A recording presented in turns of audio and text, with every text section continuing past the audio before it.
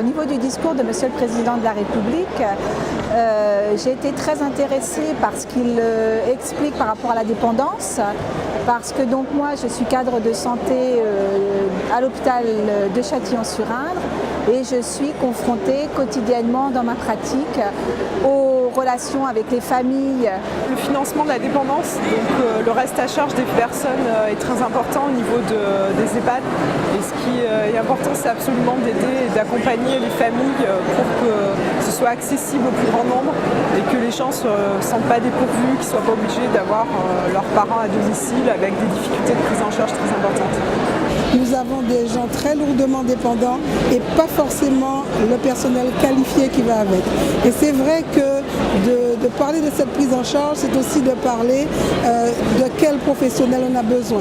Je crois qu'il ne faut pas avoir peur de prendre ce sujet à bras le corps. Parce qu'il y a à réfléchir, effectivement, il faut le financer.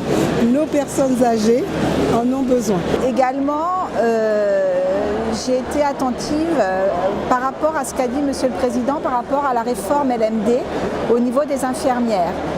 Donc je pense que c'est vraiment un atout pour la profession.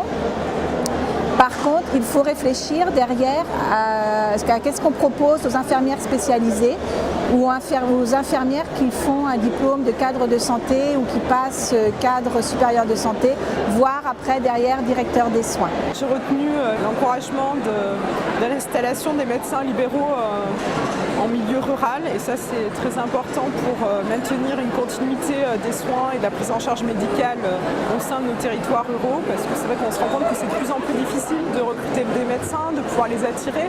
Aujourd'hui la rémunération est un facteur mais la vie autour du canton est importante. Je suis une femme de terrain, le travail que je fais c'est un travail aussi sur le terrain et moi je comprends que le président de la République puisse venir à la rencontre justement de ceux qui sont là au quotidien sur le terrain.